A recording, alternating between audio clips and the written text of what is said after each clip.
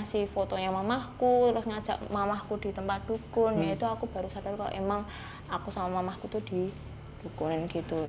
Tiba di depan kumpas ada tuyul ngerangkak gitu Kak. Bener-bener kayak itu hitungan detik kayak langsung teriak bener banget Kak.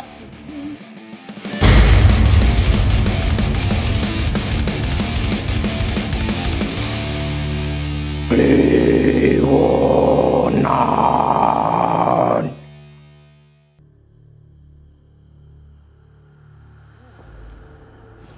Dingin, walah. Basah.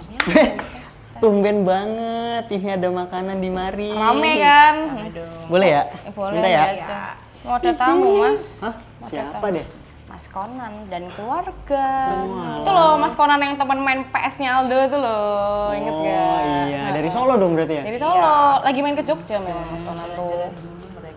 Terus tahu anak-anak lagi di sini terus mau mampir aja main sama keluarganya. Tapi berapa?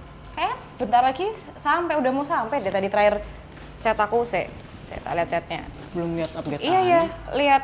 Oh ya, ini katanya saudaranya duluan yang nyampe, katanya bisa mobil kan, rombongan kan. Soalnya Mas Konannya mau mampir kemana dulu gitu tuh. Kayak tadi bilang udah parkir sih. Tinggal masuk deh. Aduh. Wow. Oh iya. Itu dia. Monggo Mbak, masuk aja Mbak. Oh ini ya? Halo Iya. Kak. Halo Rita. Aduh, nggak sopan berdiri. Aman. Ngomong-ngomong Berdiri dikit Mbak. ya. Monggo. Maaf nih ala kadarnya ya. Ala kadar. Bukan yang nyapin. Ini achievement sih buat kita tapi sebenarnya Iya. achievement loh, ada makanan dan minuman. Alhamdulillah. Habis jadi mana aja Mbak? Tadi ya habis muter-muter Jogja aja sih Mbak. Malioboro mesti. Tahu aja Mbak. Destinasi biasanya kan. Iya. Nongkrong nggak tadi Mbak? Nongkrong bentar sih Mbak di apa namanya? Kedai teh. Iya. Ngeteh. Tahu aku Iya. pernah aku kesana. Oh iya. Iya. Oh sering kesana Mas? Sering aku main kesana. Oke. Enak kan tehnya? Ya lumayan sih. Mbak, jangan lumayan. percaya Mbak, dia suka bohong Mbak. Itu kan FOMO itu doang kan, dia. kan. Udah pernah malah belum itu pasti itu kan. Anaknya FOMO ya Kak ya? Biar FOMO. tahu aja. Biar tahu Oke, aja. oke. Biar kesannya tahu kan. Alhamdulillah. Mas Konan di mana? Tadi Mas Konan baru ini sih Kak duluan, nggak tahu mau kemana sih. Jadi katanya mau mampir memang tapi nggak bilang kemana. Apa macet Iya. hujan ya kan lagi hujan banget di sini. Iya ya? soalnya kan kita bisa. Iya. Jadi katanya suruh duluan aja memang pulang. Gitu. Tapi kamu serumah Mbak sama Mas Conan dan adik-adik lainnya. Iya. Bujuk. Iya serumah. Gimana Iya. sih? Kan kita taunya mereka sakti ya. Iya. Sakti. Taunya. Emang sakti sih, bukan taunya sih emang sakti sih. Juga. Enggak gitu konsep saktinya kocak. Oh gitu. Tapi serem nggak Mbak di rumah? Maksudnya ngerasain apa gitu pas pertama tinggal di sana atau ya biasa-biasa aja sebenarnya? Ya lumayan creepy sih. Oh lumayan creepy. Iya. Tak laporin lah. Jangan. Ya kalau cerita-cerita Mas Konan sih di rumahnya emang suka ada aneh-aneh. sih. Kamu pernah main ke sana? Main mah belum, cuman kan sering ketemu Oh, di lapangan sih gitu tahu. ngobrol sama Mas Konan. Beliau kan set orang ngetep lokasi di mana di Langsung Solo, gitu Jogja. ya, info gitu ya. A1 siap ready gitu. Lokasinya mantep, datang ke sini datang. Iya Langsung sih. maksud ya. Gercep memang sebenarnya. Tapi berarti banyak gangguan gitu apa gimana creepy-nya atau gimana? Ya lumayan sering sih Kak. Jadi apa namanya ya sering ada gangguan yang kadang nyerupain Mas Konan gitu. Yang tiba-tiba lagi makan gitu. Nengok sedikit dah hilang. Terus apa namanya malam-malam misalkan jam 2-an gitu tiba-tiba gedor-gedor yang sampai bener-bener deret gitu Kak. Bener-bener Iya. real gitu ya. Bener berarti. Bener berarti. Iya maksudnya dari cerita sesering yang itu. diceritain Mas Konan itu ini kan pov beda ya Oh sama iya, Konan. iya, beda. iya. Sama sinkron. Verified ya. Iya. Entah mungkin aku orang baru atau gimana, jadi Siapa tahu sengaja nunjukin gitu. Tapi kamu shock culture nggak? Oh, shock banget. Oh, shock banget. Shock. Cuma ya akunya pernah ngalamin hal itu sih Kak di masa kecil gitu. Jadi sebenarnya shock culture tapi nggak shock banget. Iya, iya. Syarat bergabung ke keluarga Mas Konan adalah sakti. Karena kamu punya kakak nggak sama itu? Join aja sama Mas Konan itu. Ntar aku WhatsApp ya. Mas join dong gitu. Langsung ketemu setiap hari ya. Tapi emang kenapa maksudnya berarti Mbak Nana emang dari kecil juga udah biasa lihat gitu atau gimana? Sebenarnya tuh awalan tuh kalau awal banget tuh aku emang nggak pernah ngeliat hal kayak gitu sih Kak. Kayak ya aku irane kayak gitu tuh cuma cerita orang kalau enggak yang ada di TV gitu loh. Kak. Kayak aku nggak pernah ngerasain kayak gitu sampai akhirnya kan emang aku tuh dari kecil papa udah nggak ada. Jadi mamahku tuh otomatis ya cari pendamping lah Kak. Sampai akhirnya nikahlah sama papahku ini, papah tiriku ini. Terus aku sama saudara-saudaraku tuh pindah ke rumah papah tiriku ini. Sampai akhirnya tuh beberapa bulan setelahnya aku ngerasain kayak ini emang aneh gitu loh Kak. Ya feeling aja kayak ini emang Ada yang aneh gitu di rumahnya gitu ya. Iya.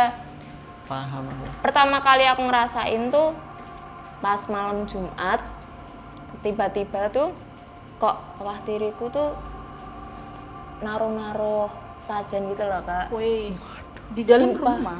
Iya, di ruang keluarga. Wih, ngawur ini apa nih? Setiap malam Jumat naruh makanan. Iya, tapi sajen. Enggak gini nih. ini beda ya Kak, beda. Beda manusia ini. Jadi gitu aku tuh awalan nggak tahu itu apa.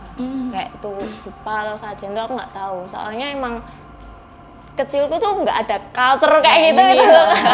Iya. Ya udah aku tanya sama papaku ini, itu apa Pak? Oh enggak, ini cuma wangian aja biar wangi rumahnya. Wangi. Hal sekecil hal sekecil itu bohong. Hal kecil ini bohong. Terus gimana Mbak? Terus ya udahlah aku bodo amat namanya anak kecil kan Kak. Anak kecil apalagi itu aku umur berapa ya Kak ya? 9 tahun, kelas 3. Kelas 3. Terus ya udahlah aku baru ngumpul-ngumpul gitu sama saudara-saudara, baru joget-joget tuh Kak lagu NDX. Lagu NDX. Asik Kak, asik banget Kak. Boleh. Jongko tenan sih gitu. Jongko ya. Dan di ruang keluarga itu ada jendela gede banget. Mungkin lebih besar. Enggak gitu. Gede banget gitu. Pas aku lihat ke pantulan jendela, itu tiba-tiba ada hitam gede banget di belakang aku. Tapi emang agak ngeblur gitu sih Kak.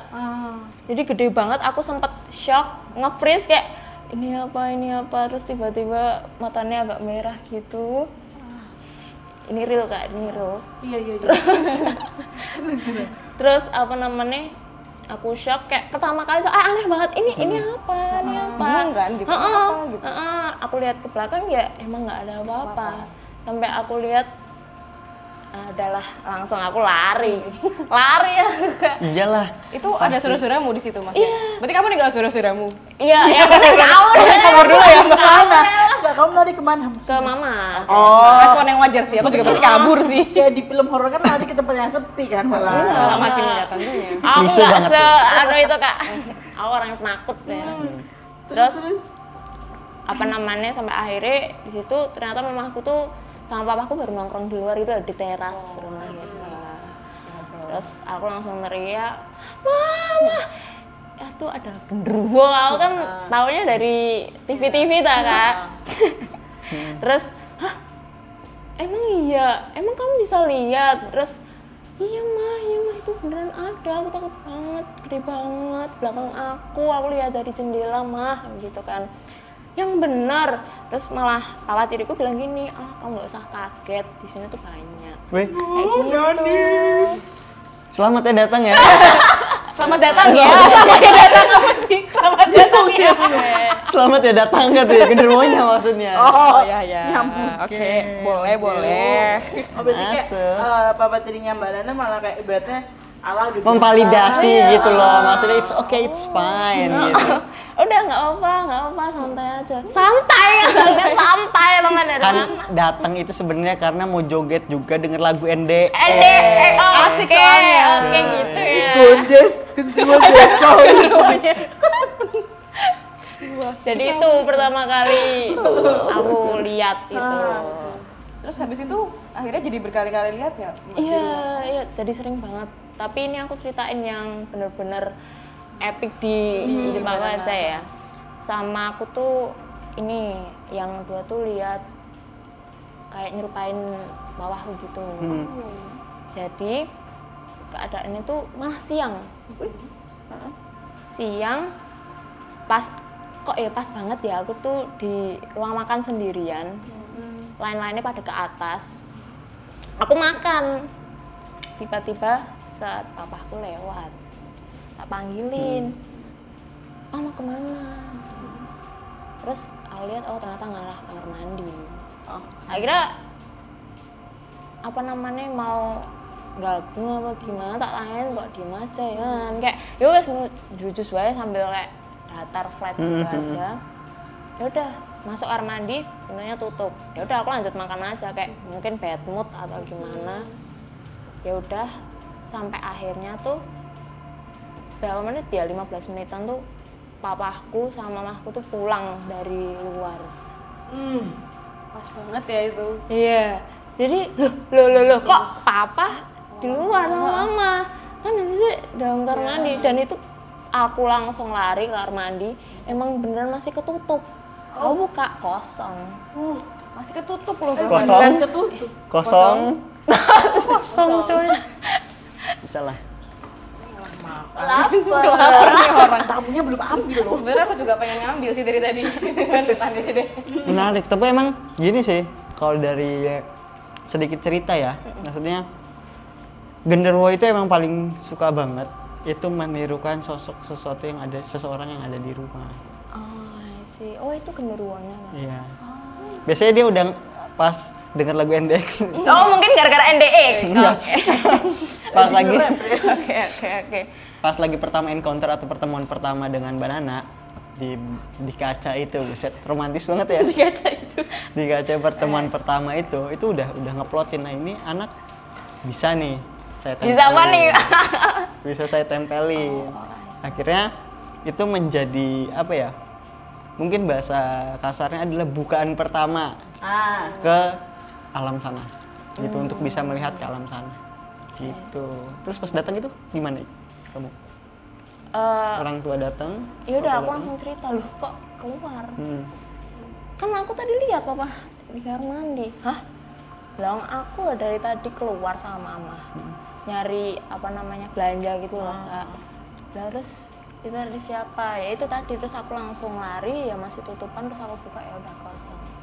Ya udah dari situ ya kosong gitu. Kamu cerita ke papa? Iya, aku langsung cerita. Nah itu tadi siapa?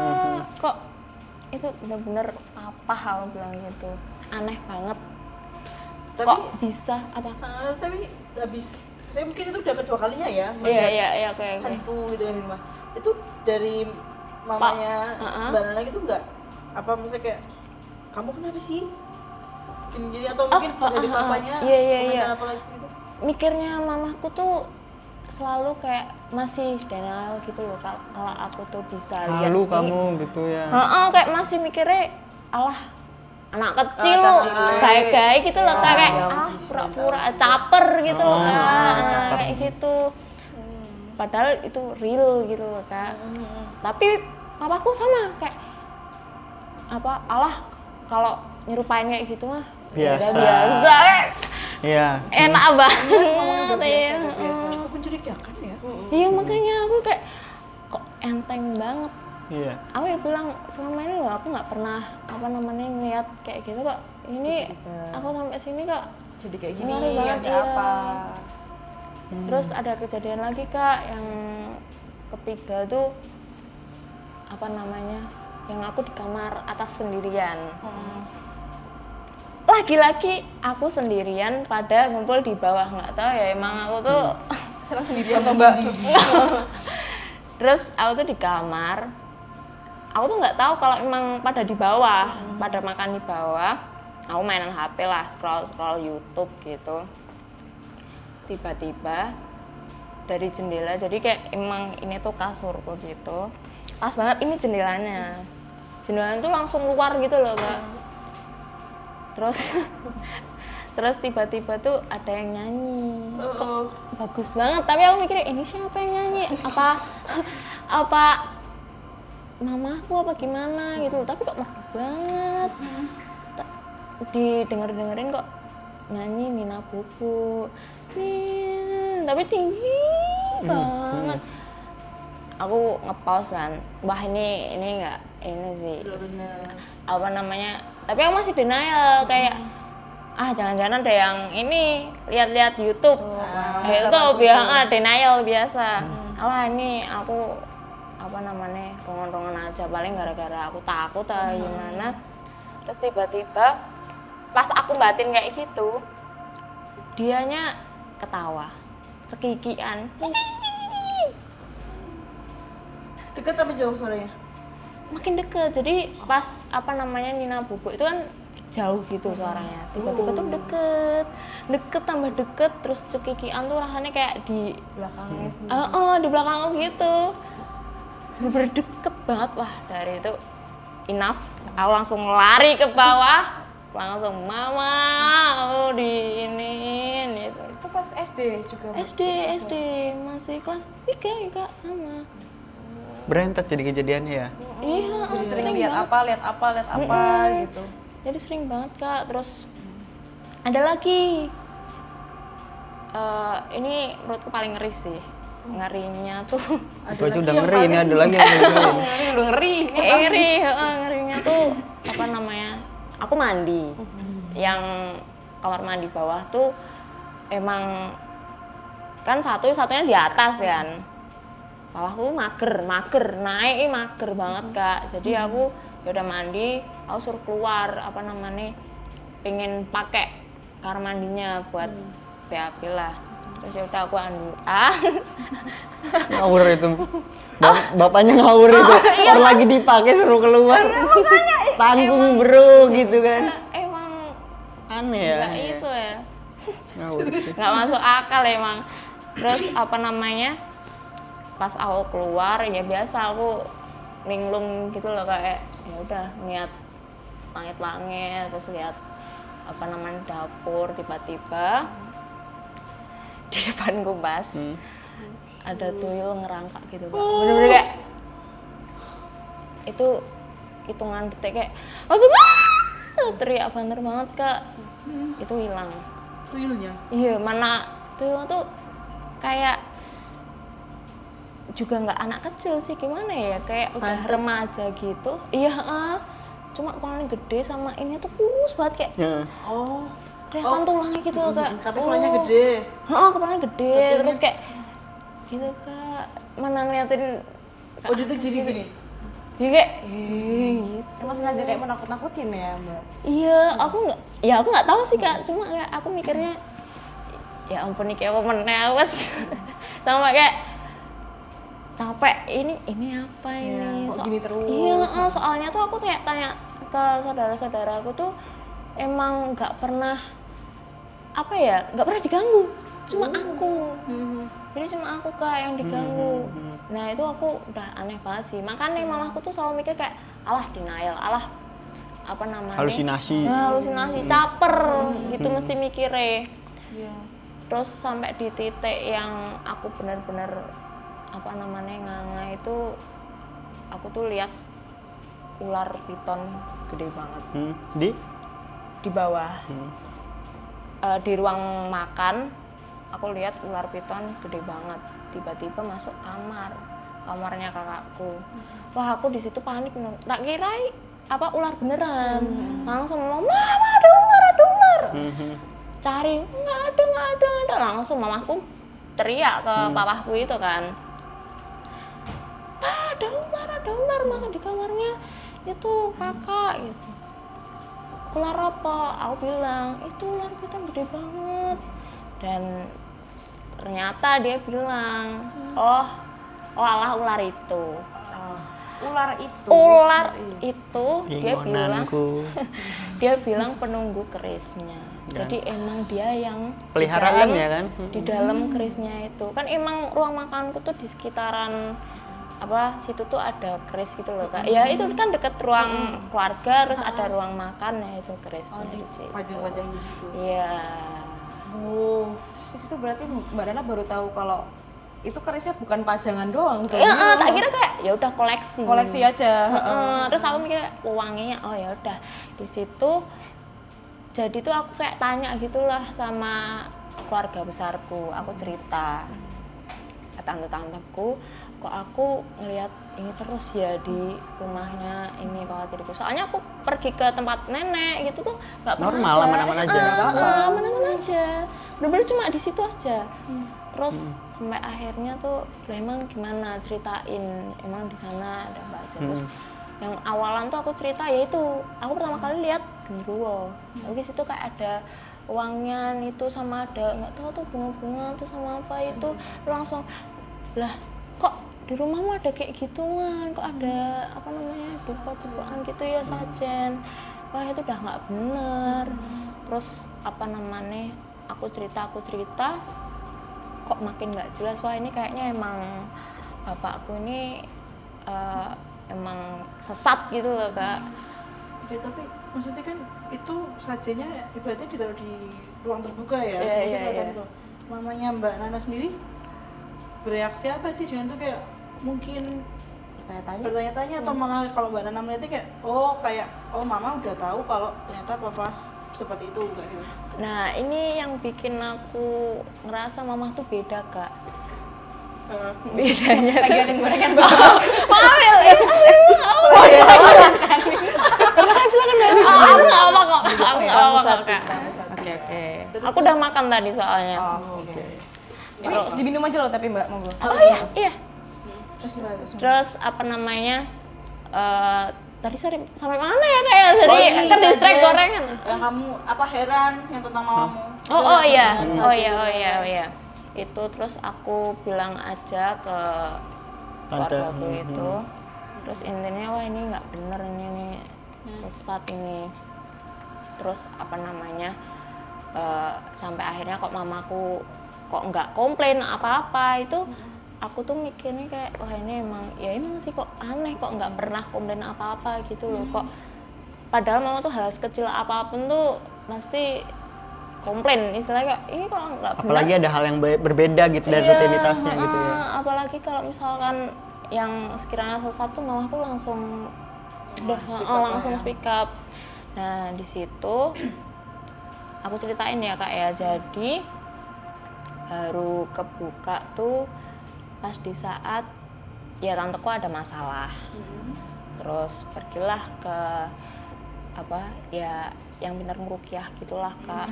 Di situ ditemenin sama aku karena tanteku emang minta gitu loh. Nggak ditemenin. Ternyata tanteku aman-aman aja, malahan pas di ruqyah emang kosong, nggak ada apa-apa. Nggak ada apa-apa. Ternyata malah yang tukang ruqyahnya ini ngeliatin mamaku terus. Jadi kayak wah, malah aku pengen banget omongan sama mamahmu, sama kakakku itu, kakaknya, itu ya, sorry banget ya, ya itu sama mamahku itu. Terus tanteku itu bertanya-tanya kayak, kenapa, emang ada apa? Lah di situ tuh nggak tahu kenapa mamahku tuh susah banget diajak ketemu ruqyah, pokoknya susah banget sampai akhirnya tuh dibilangin lah kalau mamahku itu dikenain gitu loh. Guna-guna. Iya, jadi kayak dibikin gitu ya. manut. Jadi itu sebenarnya emang kelakuan papaku di rumah itu emang ya kadang kasar ke saudara-saudaraku, terus ya istilahnya tuh kan dia punya anak ya Kak ya. Kita tuh selalu dibedain. Nah, terus apa namanya, aku tuh mikir pas saat itu kok apa namanya aku dibeda-bedain tuh, aku cerita ke mama, kok mama santai-santai aja kayak fine-fine, kok ya udah nggak apa-apa, apa namanya ya paling itu kamu aja yang ngerasain gitu. Ini udah aneh banget, makanya aku kan juga cerita-cerita gitu kan. Terus ketahuan itu apa namanya, akhirlah ya omongan gitu sama mamahku ya masih tetap nggak percaya. Terus sampai akhirnya ya udah dicoba dulu aja, ternyata emang bener dikenain. Dan si orangnya itu ngelihat anak-anaknya mamahku gitu kan, apa namanya, ketemu juga kan sama aku. Terus oh ini anaknya yang juga ikut kerjain. Jadi karena emang bapakku tuh kasar, intinya kayak sesaat gitu-gitu tuh, pokoknya apa perlakuan yang nggak bener tuh aku langsung bilang ke keluarga besarku. Dan aku orangnya cepu gitu loh Kak, jadi langsung langsung kayak aku kok nyebarin kayak gini, ini kan urusan internal inilah gitulah. Nah makanya aku tuh di situ tuh dibikin stres kayak dengan cara aku dikasih hal-hal goib, bisa ngelihat kayak gitu. Dibikin, soalnya tahu kalau aku tuh emang orangnya penakut, kayak misalkan lihat apa namanya hal-hal yang kamu lirik kenapa? Kamu kayak lirik ke satu titik gitu. Apa Kak? Enggak, tapi kamu ngeliat hantu di enggak pernah aja. Kalau kamu takut gimana sih? Parnoan gimana sih? Kalau dia tuh cerita tuh kayak Lihatnya ke sini. Aman Kak. Aman aja kok Kak, tenang aja. Jadi ya itu apa namanya, baru keungkapnya, aku tuh baru inget kalau oh iya selama ini tuh aku tuh diajak ke dukun, tapi aku tuh nggak sadar kalau misalkan itu tuh tempat dukun. Jadi itu aku baru pas keungkap itu tuh aku baru cerita kayak emang selama ini ayahmu tuh ngapain aja ya, papa tiriku tuh ngapain aja sama kamu gitu. Terus apa namanya, ya aku cuma ingat oh iya aku lupa cerita kalau misal apa namanya, kan berawalan dari dupa itu loh Kak. Aku kan tanya sama keluarga besarku, itu nggak benar lah. Terus yang pas tempat dukun tuh kok banyak banget ya, itu aku tanya nganu-nganu gitulah Kak, sampai ngasih fotonya mamahku, terus ngajak mamahku di tempat dukun. Ya itu aku baru sadar kalau emang aku sama mamahku tuh didukunin gitu. Intinya dibikin stres, keluargaku dibikin ribut aja. Dan di situ pas banget emang mamahku tuh di titik kayak jaya-jayanya habis tinggal papahku, ya itu dikuras habis-habisan gitu. Berarti mendukunkannya itu untuk menggait ya? Iya. Tak pikir ini sih, takutnya malah kayak Amit ya, kayak main pesugihan gitu loh, terus Mbak Nana sama ya jadinya yang dikenain. Enggak, soalnya ya itu tadi kayak misalkan ada yang mencurigakan dari si papaku itu, aku langsung apa namanya cerita ke keluarga besarku kayak wah ini kok ini ya apa namanya, aku ngeliat ceknya mamahku kok ditransfer ke papahku segini ya, kok banyak banget, kok sampai nilainya yang wajar nggak wajar gitulah. Aku langsung cerita lah, itu dari situ kan keluargaku selalu ngelabrak si papa tiriku itu. Jadi emang tujuannya tuh sebenarnya dari awal pertemuan itu kayaknya udah salah deh kalau aku baca dari energinya Mbak Nana ya. Maksudnya sebenarnya emang menikahin tuh nggak ini banget, nggak kepengen banget gitu loh. Cuman bagaimana caranya nih hartanya ibunya Mbak Nana ini bisa dikuras secara halus. Gitu jadi jadi dinikahin, tapi pernikahan itu tok buat syarat doang supaya kelihatan sah dan lain-lain, padahal ya emang tujuannya buat nguras harta intinya gitu. Aku juga mikirnya gitu sih Kak. Ya itu pas apa namanya, di saat mamahku udah cerai sama papaku, terus akhirnya mau di ruqyah itu, ya udah benar-benar hilang. Aku juga jadi nggak pernah lihat lagi. Oh, akhirnya cerai? Iya, cuma bertahan 2 tahun kalau nggak 3 tahun gitu loh Kak. Tapi Mbak itu sebelum berpisah itu berarti mamanya Mbak Nana udah sempat diruqyahkan dulu? Belum, soalnya kayak nggak mau gitu loh Kak, tapi kayak harus dipaksa sampai dibawa sama keluarga aku gitu loh Kak. Jadi dia tuh emang bener-bener kekeh, nggak mau. Kayak Ada penolakan gitu iya, ya? mesti kayak nggak mau. Tapi itu maksud keluarga besarnya Mbak Nana nggak, maaf ya Mbak, maksudnya nggak ada yang kena serangan kan? Karena maksudnya kan pasti ajakan itu kedengeran sama papa tirinya Mbak Nana kan? Alhamdulillahnya enggak sih Kak. Untungnya, soalnya mungkin ini spekulasi aku aja ya. Mungkin kayak kalau semisal mamahku aja yang bisa dikekang sama dia, maksudnya udah tak handle, satu aja yang bisa tak pengaruhin ini, ya udah kenapa harus pakai orang lain gitu loh Kak. Yang penting kan kalau mamahku udah apa namanya, Lepas lah ya. udah dipengaruhin jadinya ini. Kuncinya karena memang target utamanya kan mama. Iya, jadi orang luar kan tetap nggak bisa ngapa-ngapain enggak. Jadi pada saat diruqyah itu ada respon apa nggak dari mama? Wah kalau itu karena di ruqyah jadi aku anak kecil suruh keluar aja iya. Tapi kondisinya mamanya Mbak Nana maaf baik-baik aja kan sekarang atau gimana? Alhamdulillah banget Kak. Cuma ya trauma buat ketemu orang baru ya. Jadi soalnya jadi benar-benar berantakan dan buat keluarga aku sendiri jadi trauma besar banget lah Kak gitu. Papa tirimu dulu itu udah nggak pernah gangguin kamu kan Mbak sekarang atau gimana? Alhamdulillahnya enggak, soalnya dari tempat rumahnya papa itu di saat itu untungnya banget mamaku tuh ada tabungan kayak ya bisa lah beli rumah gitu. Langsung pergi jauh Kak, bener-bener yang pos kontak nggak punya apa namanya kontaknya keluarganya papaku ini, terus yaudah intinya menghilang aja. Jadi sampai sekarang pun aku ya nggak tahu dia keberadaannya di mana. Traumatis juga sebenarnya buat Mbak Nana sih sebenarnya. Masih kecil kan posisi kan. Udah dapat tragedi atau kasus-kasus seperti itu. Sebenarnya ini hal yang lumrah loh teman-teman. Lurah. Kades dong ya. Seperti yang kita bahas tadi ya, lumrah tapi nggak wajar sebenarnya. Iya, lumrah sebenarnya untuk terjadi Jawa sebenarnya hal seperti ini tuh, dan kasus-kasus seperti ini tuh dibilang apa ya, berbahaya tapi ya nggak bahaya-bahaya banget gitu. Karena yang ditarget itu bukan nyawa soalnya.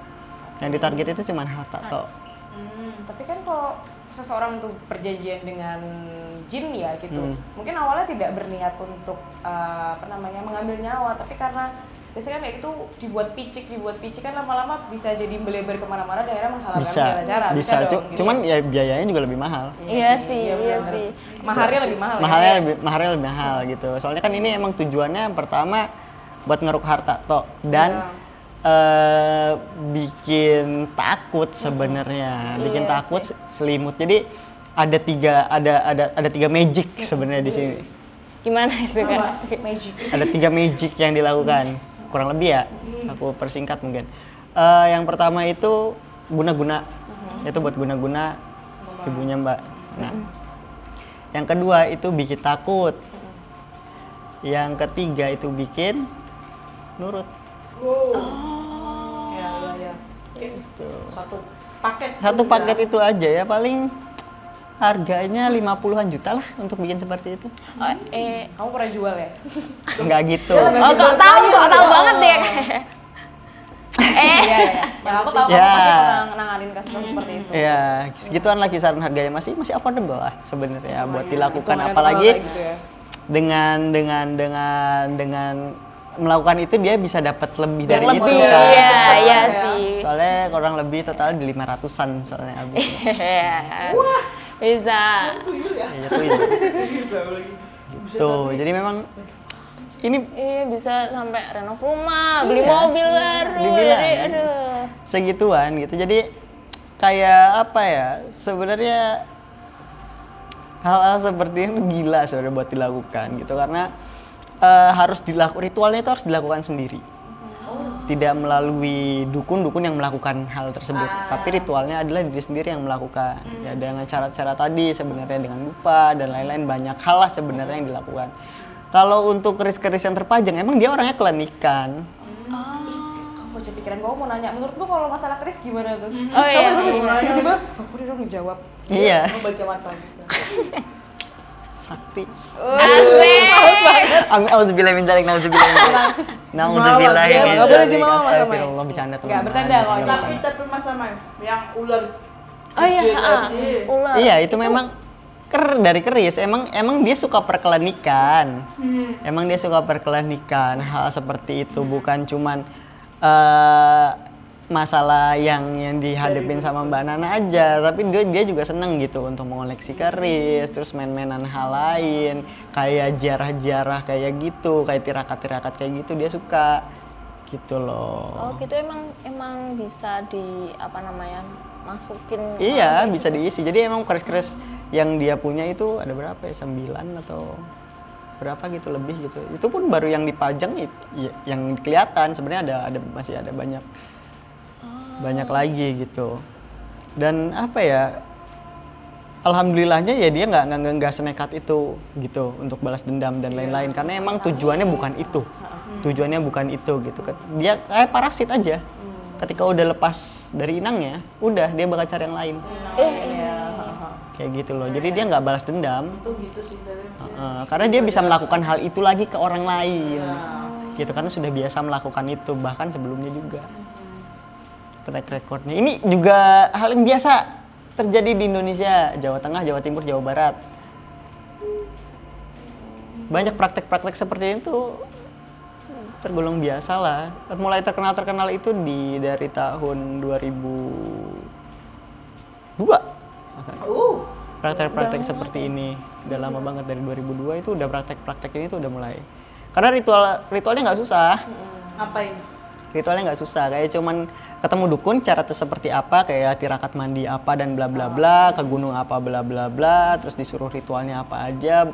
Biasanya kembang 7 rupa, bakar dupa pada malam-malam tertentu, agar si dupanya itu terhirup, bahkan kadang air di bak mandi atau air minumnya dikasih bunga dan lain-lain. Oh iya, kadang gitu sih. Iya bener banget sih. Gendamnya tuh via dupa dan air. Iya, jadi memang supaya langsung ke aliran darah gitu loh, dan itu yang paling susah. Tapi kenapa kok bisa lepas gitu loh, kok bisa? Ini sebenarnya alhamdulillah ya Mbak, sebenarnya bisa lepas dari ini tuh alhamdulillah banget. Karena biasanya lepasnya itu pas emang udah melorot banget, ditendang. Dari si pihak penggendamnya yang nendang ngebuang kayak gitu biasanya. Ini biasanya alhamdulillah ini salah satu kasus yang maksudnya jarang terjadi juga gitu. Jarang terjadinya tuh karena berhasil lepas masih dalam keadaan sehat. Oh iya sih, alhamdulillahnya ya kayaknya. Gitu. Mungkin karena ketemu sama yang bisa ngeruqyah itu dari jarak jauh, dibantuin keluarga besar, tolong doain dong ini dong supaya sampai lepas. Sampai didoain setiap kali. Nah, kan itu. Jadi emang udah ada antinya lah gitu, bisa lepas tuh, alhamdulillah seperti itu. Soalnya biasanya itu kalau nggak sampai dibikin melarat banget diusir. Oh iya. Gitu loh. Keluarganya Kak Nana aku lihat suportif ya. Iya, alhamdulillahnya sih kayak saling peka gitu. Saling ngejaga. Iya. Ya sebenarnya itu sih bagusnya poinnya, kenal sama orang-orang yang tahu hal spiritual positif gitu, ilmu putih gitu, untuk menandingi ilmu seperti itu. Nggak kelihatan kok, ritual itu nggak kelihatan. Si bapak tirinya ngomong itu mah biasa begini-begini, itu jadi di pikiran kita, oh biasa ya, itu termasuk gendamnya. Iya. Sugestinya itu udah biasa kok di sini begitu. Ya nggak bakalan sadar karena masih dalam lingkup di dalam situ. Jadi emang terkena guna-gunanya, ngirup ininya, kena air ya, minum, makan di situ. Kena omongannya juga. Iya. Udah nggak bakalan bisa diapa-apain di dalam rumah itu. Tapi Gitu Mas loh. tadi Mbak Nani sempat cerita ada tuyul ya? Terus sama mbak-mbak nyanyi Nina Bobo tuh. Itu apakah mungkin penghuni asli di rumah itu atau Ya itu peliharaannya kan dibilangin. Peliharaan dalam artian apakah dari apa ya, mungkin juga Enggak, kalau pesugihan enggak. Pesugihan enggak. Tapi Tuyul kan enggak cuman dia disuruh nyolong, tapi bisa dipelihara ya karena dia adalah kodam atau jin yang ngikutin dia mungkin. Kan kita nggak tahu itu bentuknya aja seperti tuyul, nggak semua bentuk seperti tuyul itu tuyul kan. Iya sih. Gitu, bisa jadi dia penghuni kerisnya. Dan tadi ada satu poin ketika buru-buru masuk ke kamar mandi, mungkin bapak tirinya itu lagi dikejar-kejar tuyul, masuk ke kamar mandi, terus kamu yang jadi ketemu gitu. Iya, mungkin. Make sense ya. Bayangin aja orang di kamar mandi ada orang suruh diburu-buru. Malah dia yang kabur kan. Ya kan, bisa jadi itu. Gitu loh. Banyak hal-hal janggal sebenarnya yang terjadi, tapi alhamdulillah, syukurillah gitu sekarang udah terlepas dari itu. Cuman kalau bisa dibilang apa sih sebenarnya dampak negatif ya kan, misalnya mungkin yang terjadi after terkena guna-guna ini, yang pertama pasti kalau dalam jangka waktu 1 sampai 3 bulan itu pasti linglung kan? Iya, mamaku linglung banget, Ya. Kak. Kayak kok bisa ini nggak sadar lah mamaku tuh. What happens in my life? Iya, oke. Kayak gitu. mungkin kayak Mbak Nana berdebat sama mamanya tuh kayak ini mama tapi bukan mama gitu nggak sih, kayak nggak here and now gitu nggak sih? Iya, rasanya tetap kayak gitulah, Kak. Apa namanya? Ya sedih banget, kayak kok bisa sih mamaku digini. Bahkan dia sampai sering dimarahin mamahnya juga perkara Iya. ngelaporin itu. bener. Wah, tahu banget ya. Kayak emang sakti. Dia mau daftar apa nanti dia? Langsung Enggak, join. bukan sakti, kocak maksudnya emang biasa Iya, bukan kebaca. Polanya ini dari hal-hal yang udah aku temuin itu seperti itu, semenyedihkan itu bagi si anak. Makanya si anak tuh punya trauma tersendiri Iya. menghadapi hal ini, sehingga memicu pecah belah antara keluarga kayak gitu. Sedih, kenapa? Enggak, tapi aku apa? Enggak apa-apa. Alhamdulillah sih, ya udah. Masih ada udah satu lagi. penasaran. Jadi Kenapa tuh, Mbak Kak? Nana tuh berarti memang diserang, dikirim hantu-hantu itu, atau ibaratnya sama dukun dan bapak tirinya tuh dibuka mata batinnya secara paksa? Oh iya, ini juga pertanyaanku sih, Kak. Gimana maksudnya mata batinku apa emang bener-bener ya udah aku diiniin aja. Jadi banyak faktor sih, kemungkinan ya. Cuman yang paling sering itu biasanya karena Mbak Nana dan orang tua itu udah masuk di dalam kandang macan, ya kan. Jadi di kandang macan itu terserah siapa yang mau dimakan, siapa yang mau digigit, gitu loh. Nah ini kebetulannya dilalahnya ya, yang aktif dan yang mungkin jadi target yang mudah itu Mbak Nana untuk bisa melihat seperti itu gitu, karena kan di situ udah sarang gaib coy. Oh iya. Itu tuh udah banyak, kita semakin sering ke tempat-tempat angker itu semakin jadi sensitif gitu loh. Banyak ya di tim kita, kru juga kan banyak yang tiba-tiba jadi sakti ketika ke lokasi, saya merasakan ini gitu. Ada beberapa tim kita juga yang kayak gitu karena semakin kita bergesekan dengan hal seperti itu jadi mudah sensitif. Itu yang pertama, kemungkinan kedua ya emang dilalahnya Allah juga ngasih gift itu secara tidak langsung ke Mbak Nana supaya bisa aware sama apa yang terjadi di keluarga Mbak Nana. Ya mungkin itu jalannya kali. Itu jalannya. Namanya perjalanan spiritual, kita nggak ada yang tahu momentumnya pas kapan, di mana tragedinya apa gitu loh. Dan yang ketiga, enggak, itu tuh bukan kiriman, bukan serangan, tapi emang lakonnya karena udah di situ. Udah lelakonnya di situ. Jadi nggak dikirim, bukan kiriman, tapi ya udah yang ngebawa ke kandang tadi itu ibunya kan. Ibu Mbak Nana tuh udah kena duluan awalnya. Gitu, diguna-guna duluan. Gitu, sehingga semuanya masuklah ke dalam kandang macan itu. Gitu loh. Kalau kiriman ya kemungkinan sampai sekarang masih ada. Gitu, tapi ini karena sudah lepas. Insya Allah. Amin. Tapi sekarang aman-aman aja kan Mbak Nana? Alhamdulillah. Kalian aman. Cuman dia jadi paling mungkin sensitif. Karena sama-sama Mas Konan. Iya, Ini penyebabnya beda lagi sekarang. Ini.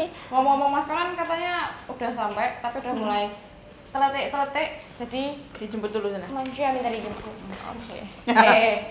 Aduh, Menarik. ambilin payung saya.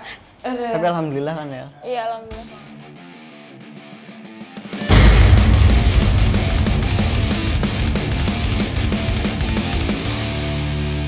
Klik.